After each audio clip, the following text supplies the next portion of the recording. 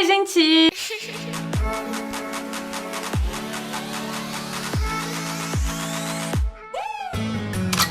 J'espère que vous allez bien. Aujourd'hui on se retrouve pour une nouvelle vidéo et on se retrouve pour la 6e vidéo de la semaine de JV d'été et je ne peux faire aucun mouvement avec cette robe parce qu'elle me va trop petite. Je pense que ça se voit, je suis en train de mourir mais elle est beaucoup trop belle donc je voulais la mettre. Et aujourd'hui on va parler de la chanteuse Sia. J'ai une question à vous poser, est-ce que vous avez déjà vu le visage de Sia? Peut-être que oui, peut-être c'est juste moi qui n'ai pas de culture, ça arrive, hein. Il y a des JV d'été que je fais comme ça où je connais absolument rien sur la personne. Mais avant mes recherches d'aujourd'hui, je n'avais jamais vu le visage de Sia. Je l'ai toujours associé avec cette grosse perruque qui cachait absolument tout son visage et la petite fille de 12 ans qui danse dans son clip Chandelier et d'autres clips. Mais on va parler de beaucoup de choses intéressantes aujourd'hui, son parcours, pourquoi elle cache son visage et sa relation très étrange avec Maddie, donc la fille qui danse dans ses clips. Sia, elle est née le 18 décembre 1975 en Australie, donc actuellement elle a 45 ans. En 1993, Sia elle a commencé sa carrière en tant que chanteuse avec le groupe Crisp.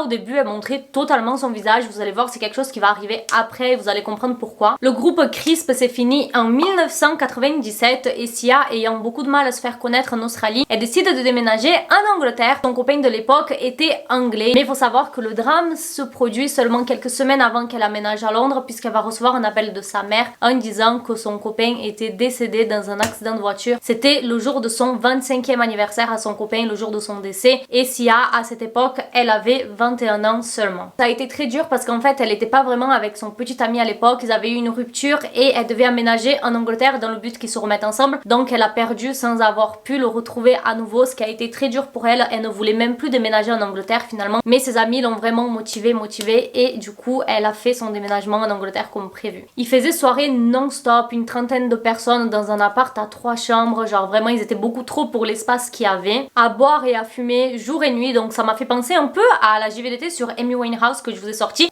hier d'ailleurs ou avant-hier, je sais plus, mais je vous la mets juste ici, elle fait partie de la semaine de JV d'été. Quand elle était à Londres, une fois que toute cette phase de faire soirée est passée, elle devient choriste pour le groupe britannique Jamiroquai. Je n'ai aucune idée de comment ça se dit. Elle a également participé à plein de singles du groupe 07, elle a fait partie de leurs 3 albums et elle est également partie en tournée avec eux. Elle va sortir ses 2 premiers albums, le premier en 1997 qui s'appelle Only See, qui n'a pas du tout bien fonctionné, franchement l'album il a complètement flop, mais en 2001 elle va sortir un nouveau album qui s'appelle Healing is Difficult, waouh quel anglais, qui a un peu mieux marché, un des singles a fini top 10 UK. L'album n'a pas eu les attentes souhaitées par les producteurs et les producteurs l'ont donc lâché et elle s'est retrouvée toute seule à nouveau. Pendant ce temps, elle a essayé de survivre avec des petits jobs, mais elle a jamais oublié son souhait d'être chanteuse et surtout d'écrire des musiques. C'était vraiment quelque chose qu'elle aimait beaucoup faire. Mais il faut savoir qu'elle a été virée de son poste de serveuse qu'elle avait eu parce qu'elle donnait des boissons gratuites trop souvent. En 2004, Sia, elle passe une phase très difficile puisqu'elle va souffrir de dépression. Tout ça lié à son dépendance à l'alcool et à son addiction à tout ce qui est antidouleur. Le même soir où elle a écrit la chanson Brief Me, je sais pas si vous la connaissez, mais c'est vraiment ma chanson de déprime. Je pense qu'on a tous cette petite musique qu'on met en boucle quand on est en train de déprimer dans notre lit. Et moi c'était vraiment cette chanson. Les paroles elles sont super tristes. Cette chanson a été écrite un soir où elle a essayé de se suicider juste après, mais elle n'a pas réussi. Dieu merci. Elle avait pris 22 comprimés et elle a bu une bouteille entière de vodka. Et Brief Me va très bien fonctionner puisque ça va passer dans une série très connue qui s'appelle 6 Feet Under et la musique va cartonner et c'est là que Sia va commencer à un petit peu se faire connaître. Sa carrière du coup a continué à grandir, mais ses problèmes de dépression et anxiété aussi. En 2010, elle va sortir déjà son 5e album qui s'appelle We Are Born, qui a été un gros succès aux États-Unis. Rappelez-vous que elle est d'Angleterre, donc pour que son album il fasse carton aux États-Unis, c'est quelque chose de très positif.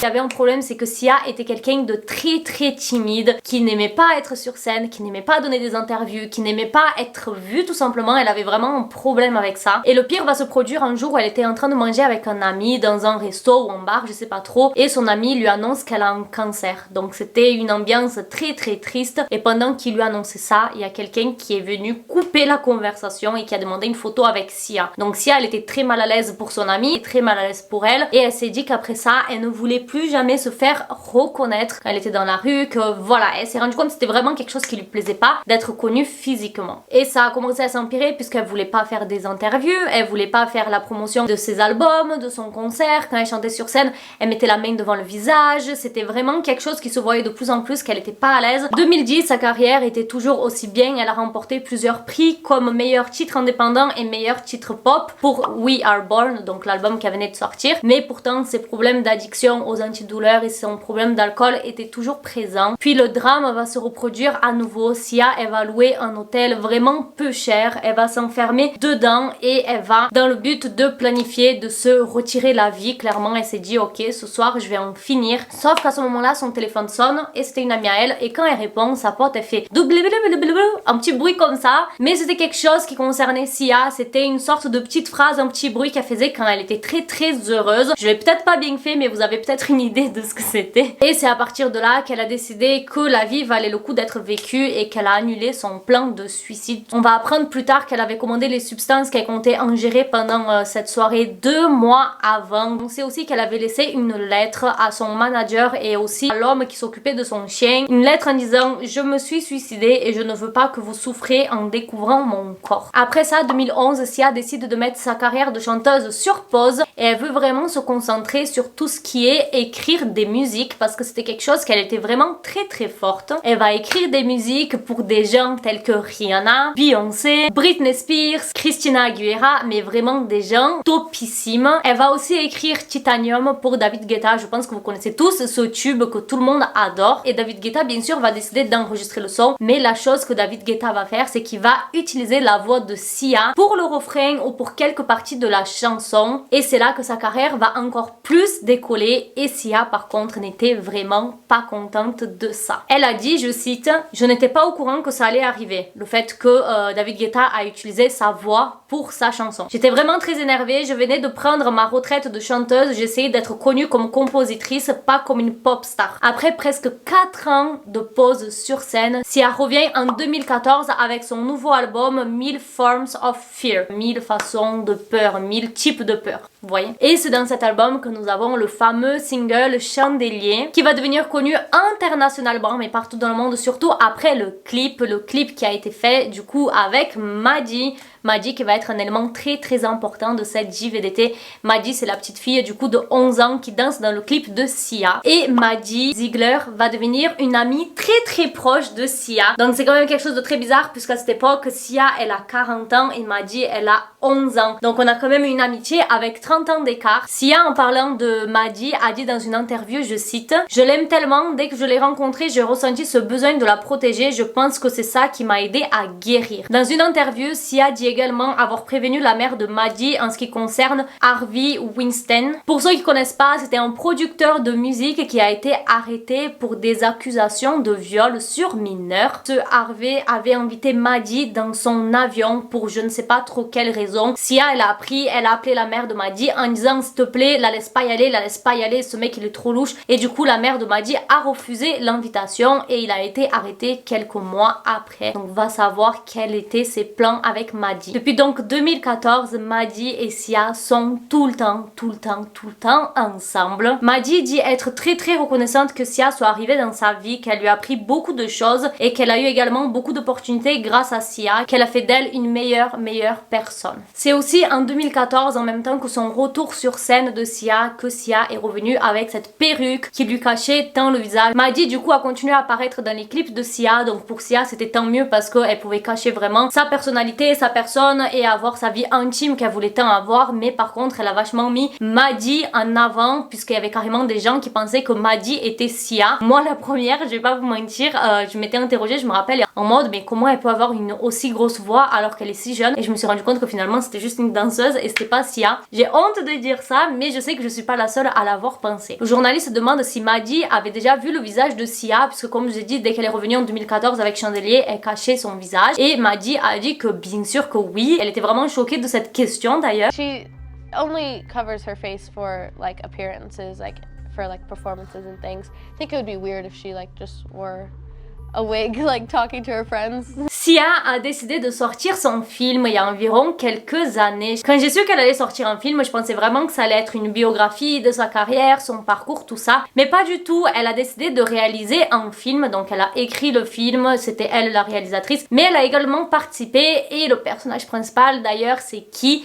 C'est Maddie. Le film s'appelle Music. Donc l'histoire du film c'est d'une fille qui s'appelle Music qui est autiste, qui est jouée par Maddie et qui vit avec sa grand-mère. Sa grand-mère elle décède et du coup Music se retrouve sans vraiment personne et c'est sa sœur qui doit s'occuper d'elle. Sa sœur était une ancienne dealeuse, tout ça. Et bref, ça tourne autour de ça. Et comme je l'ai dit, le film a été énormément critiqué par le fait que Sia n'a pas voulu prendre une vraie personne autiste et aussi parce qu'il y a beaucoup d'erreurs dans le film, c'est-à-dire que par exemple à un moment il y a Music, donc la personnage principale qui fait une crise et elle est calmée d'une façon qui n'a rien à voir avec la vraie façon de calmer une personne autiste. Elle est plaquée au sol, on lui tient les mains, tout ça et du coup il y avait beaucoup d'erreurs et il y a eu énormément de critiques également. Il y a même une pétition qui a été signée pour que le film il ne sorte jamais. Il y a eu plus de 18 000 personnes qui ont signé la pétition mais ça n'a servi à rien. Novembre dernier, Sia elle a décidé de se manifester en ce qui concernait toutes ces critiques alors que son film n'était même pas sorti et elle a dit sur Twitter, je cite: j'ai passé 3 ans à me documenter sur cette fichue problématique. J'avais les conseils de 2 consultants autistes, donc oui, je suis assez dégoûtée par les réactions reçues. Je suis d'autant plus triste que ce film n'est même pas encore sorti, que des personnes ne l'ont jamais vu. Attendez de le regarder avant de juger. J'étais pas contente. Vous savez, sur les réseaux aussi, la vie des gens ressort beaucoup plus facilement. Les gens ils pointent du doigt sur absolument tout. Et en ce qui concerne la relation de Maddie et Sia, c'est quelque chose qui a toujours fait beaucoup parler. Faut savoir que c'était juste une petite danseuse. Maddie elle avait 11 ans, elle n'était pas du tout connue. Et maintenant elle a vraiment une grosse carrière grâce à Sia. Donc il y en a qui disent que c'est positif, mais il y en a qui disent que leur relation est vraiment très tordue et vraiment très déplacée au point que ça parle de pédophilie, pour que vous ayez une idée. Donc on va aborder tout ça. Première chose, on va apprendre que Sia a obligé Maddie à participer à son film. Maddie, elle a dit qu'elle avait très peur de participer à ce film parce qu'elle s'identifiait pas du tout au personnage. How did you convince her that this casting was a good thing? She cried on the first day and she was really scared and she just said, I don't want anyone to think that I'm making fun of them. Sia et Maddie ont passé beaucoup de temps ensemble et même des nuits ensemble puisque Maddie est partie en tournée avec Sia tout d'abord, donc elle dormait ensemble dans des hôtels, dans des bus, elle partageait beaucoup de temps ensemble. Melissa, la mère de Maddie, a dit que c'était arrivé plusieurs fois que Sia vienne dormir chez Maddie au début de leur connaissance, donc quand Maddie avait entre 11 ans et 12 ans. Sa mère Melissa a dit qu'elle faisait des soirées pyjama ensemble et qu'elle était très contente parce qu'elle s'entendait comme 2 sœurs et qu'elle dormait très souvent blotties l'une contre l'autre. Et là, franchement, je suis désolée, mais moi je trouve ça très tordu que à l'époque, Sia, elle devait avoir quoi, 40 ans, 38 ans je crois, et Maddie en avait 12, et elles dormaient ensemble dans le même lit en se faisant des câlins. Soit c'était tordu, soit Maddie la voyait comme une mère, comme une figure paternelle, maternelle. Mais c'était vraiment la première année où elle se connaissait, donc c'est trop vite pour que Maddie elle se soit attachée à elle. Donc c'est pour ça que je trouve ça bizarre. On sait aussi que Maddie, comme je vous ai dit, elle a partagé à d'autres clips de Sia, comme le clip Elastic Heart. Et c'est un clip qui avait fait beaucoup parler puisqu'on voit Maddie danser avec un homme de 30 ans, avec très peu de tenue. Figaro avait dit en 2015, un adulte et une enfant à peine vêtus, une danse primitive qui évoque des comportements d'animaux et des corps à corps parfois trop proches. Et c'était un peu dérangeant aussi connaissant le passé du garçon en question avec qui elle a dansé, qui s'appelle Shia LaBeouf, qui a été accusé d'agression sur sa petite amie, donc c'était pas un mec très sain. Quelque chose d'assez inquiétant que Sia, elle a dit dans une interview aussi, c'est qu'elle a dit qu'elle n'a plus aucune envie de participer à des projets si ces projets n'incluent pas Maddie dedans. Because I can't do a project without her, I don't want to. I wouldn't make art if it didn't include her. Donc c'est quand même assez bizarre que la seule chose que te motive c'est qu'une petite fille participe à ton clip. Sia d'ailleurs lui a offert sa première voiture à 16 ans, vraiment une bête de voiture. Et en ce qui concerne la mère de Maddie, elle a toujours accepté que Sia ait un peu ce rôle maternel. Sa mère disait que des fois Maddie partait dormir chez Sia et restait 2 jours, après revenait chez sa mère, après repartait chez Sia, et que c'était un peu une relation de couple divorcé, ce que je trouve super chelou aussi. I'm basically like her daughter, and so Yeah. she's always wanted to like dress up her daughter and just like put her in different like cool clothes. She was like this. She was like, okay, from the side to the back. Like she was like taking photos. I was like, Sia a dit dans un podcast que la première fois qu'elle a vu Maddie, c'était comme si elle était tombée amoureuse au premier regard, comme si elle venait de voir son enfant pour la première fois et qu'elle en était tombée amoureuse. Donc soit elle ressent les choses beaucoup trop fort et c'est mignon, ou soit c'est super bizarre aussi. Il y a deux façons de voir les choses. Et elle a même dit une fois de plus, je ne pensais jamais que je pouvais aimer autant quelqu'un jusqu'à que j'ai rencontré Maddie. Moi je serais la mère de Maddie, je serais là en mode genre calme-toi, c'est quand même ma fille.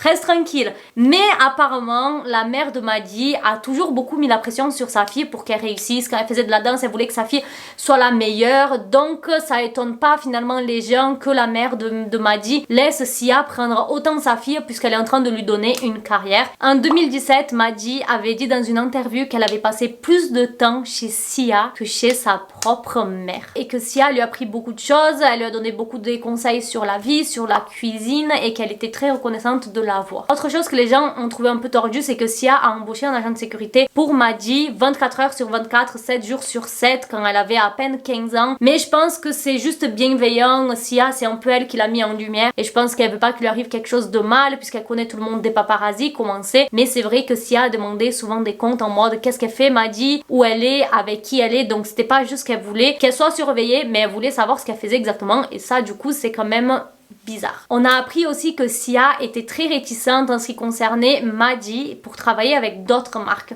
Elle voulait que Maddie travaille que pour elle. Et il y a même des rumeurs qui disent que Maddie voulait se lancer dans le cinéma et que c'est pour ça que Sia a pris l'initiative d'écrire un film pour inclure Maddie dedans et pour la retenir un petit peu pour qu'elle n'aille pas voir ailleurs, qu'elle n'aille pas faire d'autres projets, que Sia était totalement contre et que c'était soi-disant pour sa sécurité. Apparemment, après la sortie du film, a mis un frein un peu entre la relation des deux. Est-ce que ça a été vraiment à cause du film? Est-ce que peut-être Maddie en a eu marre d'être reliée à Sia depuis tout ce temps? Je ne sais pas, mais de ce que j'ai vu, Maddie, elle vit un peu sa propre vie. J'ai vu qu'elle a sorti une collaboration avec Fabletics il y a environ 2 jours, elle a sorti sa propre collection. En ce qui concerne son Instagram, j'ai pas réussi à trouver des photos avec Sia. J'ai pas réussi à trouver des interviews récentes où elle parle de Sia de la façon dont elle parlait il y a environ 4-5 ans, vous voyez. Donc je sais pas trop où en est la relation des deux. Mais c'est comme ça que je finis cette vidéo sur Sia, sur son parcours et surtout sur cette relation avec Maddie qui fait beaucoup parler en ce moment. Dites-moi qu'est-ce que vous en pensez dans les commentaires. Est-ce que vous étiez au courant de tout ce parcours de Sia? Qu'est-ce que vous en pensez des acteurs qui veulent être connus mais qui veulent pas montrer leur visage, comme par exemple Sia ou les Daft Punk qui ont fait ça pendant super longtemps? Et surtout dites-moi qu'est-ce que vous pensez de cette relation entre Maddie et Sia. Est-ce que c'est malsain ou pas? On se retrouve demain pour une nouvelle JVDT. N'oubliez pas de liker la vidéo et de vous abonner. Je fais plein de bisous. Bisous, ciao.